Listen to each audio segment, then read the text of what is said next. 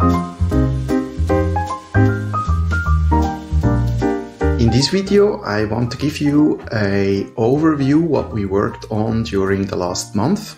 So this is a product update of NodeHive Headless CMS. I'm gonna present how we improved the dashboard, how we simplified the navigation, and also how we improved visual editing. So now I have here an instance of NodeHive. I log in as an editor. And the first thing you see is a new dashboard layout. At the moment, it's possible to arrange dashboard widgets in 6 columns. So that's new. Before we only had 3.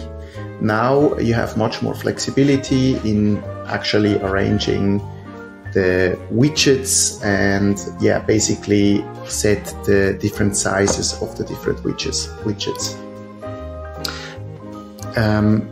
Also, with the improved dashboard, we have new widgets. First of all, we have a widget called Spaces. So with this widget, it's very easy to access multiple sites. If you have multiple front ends from your Headless CMS, for example, in our instance, we have, for example, the NodeHive app space, which I can conveniently access, or also I can access other sites, for example, 20 years of NetNode website. So that's handy, specifically if you have multiple front ends and you want to manage it in one NodeHive instance. Then we have another widget, and that's I'm very excited about. It's the web form submission statistics.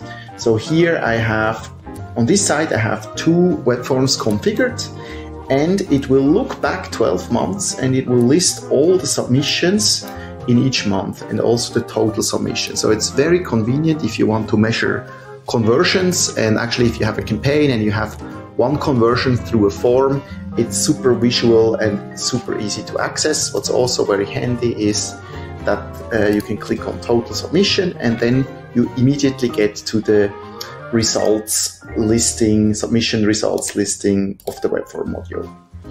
So that's cool. Then also we have a new widget which integrates Matomo. So basically what this is, it loads data from a Matomo instance and it just shows the page views and visits of the current month. And so you can actually see how the traffic is between a month. We are now, this is like kind of a first version of many widgets we want to create. So integration with Matomo will be very strong, we are using Matomo in many projects. So we want to provide that in a very easy and convenient manner. And I mean, think about that. You log into your Drupal site and you immediately get the latest stats. And you then can also click on the link and it will get out to the actual Matomo instance and you can check out all the detailed statistics. So this is very convenient. There is another widget. It's a little bit more technical at the moment, but it already works. So it actually looks at the weekly stats. So it goes 7 days back and it gives you basically these metrics. And I mean, it's some basic metrics. We can visualize that much better, but it's already there. You can already use it and it's easy to use. So that's one thing.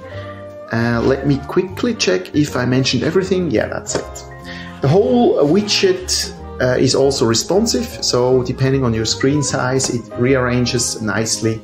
And that's also good. It's also work in progress. So we are improving the dashboard. Also in the upcoming weeks and months, obviously.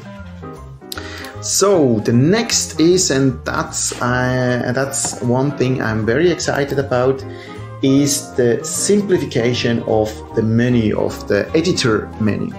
So what we offer here is obviously the dashboard. So when you click here, it's the dashboard. By the way, we are using the icons from the Chin theme. We will create our custom icons. This was just out of convenience because they were already there. So we will change that and make custom icons for the NodeHive solution. But so what you can do is from every page, no matter where you are, you always have this sidebar available. You can also open it up and close it. And then so you can go back to dashboard. And very convenient, you can switch between several spaces. This is specifically interesting if you use Drupal or NodeHive as a headless CMS for multiple frontends. So this is very convenient, so you can switch between spaces always on any page you are on the site. And then we created a new section called data.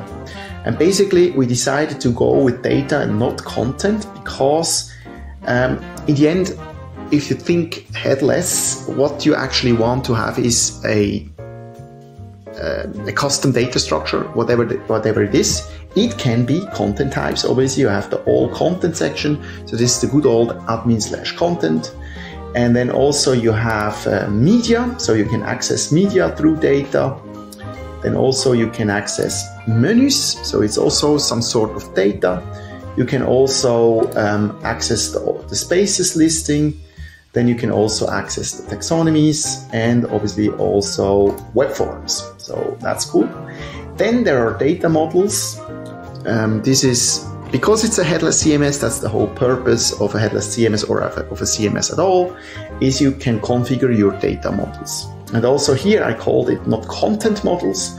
So it's data models. So now you can access content types, media types, and also paragraph types. There might be additional data types in the future, or maybe even remote data types, so custom SQL databases, for example, you want to bring into your headless CMS. We will add that to data models. Then there is also the NodeHive. For example, here you have access to, this is actually a sneak peek and I won't show it. So we will have a dynamically generated API documentation soon in the system, so you can access that through NodeHive. Also, there is some sort of additional apps.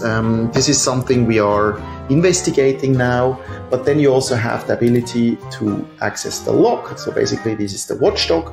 And then you also have access to the global visual editor, which is also very convenient because from this site you have all access to all spaces and to all the front ends within all spaces. So this is really convenient if you want to get a quick overview what sites I manage through NodeHive, and you can go there and you can immediately edit stuff within one browser window basically.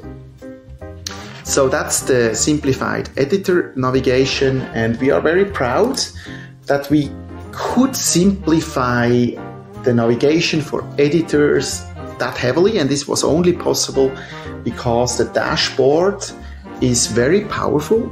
So if you want to create new content, for example, we don't use a global create content functionality, because on the dashboard we have the create content widget which you can use to start creating, or we have also the global create content button from the dashboard.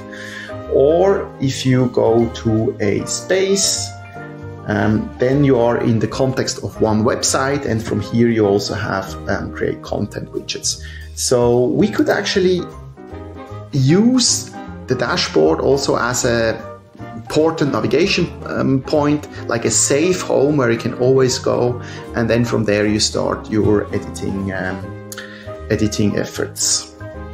So that's this. Then I also want to show the improved visual editing experience. For this I go to the NodeHive app sites, and now we have this space editor feature here.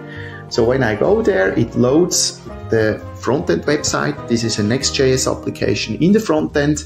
And then, for example, I can click on here on a specific paragraph, and then what's happening is it's opening up that, and this looks much nicer now.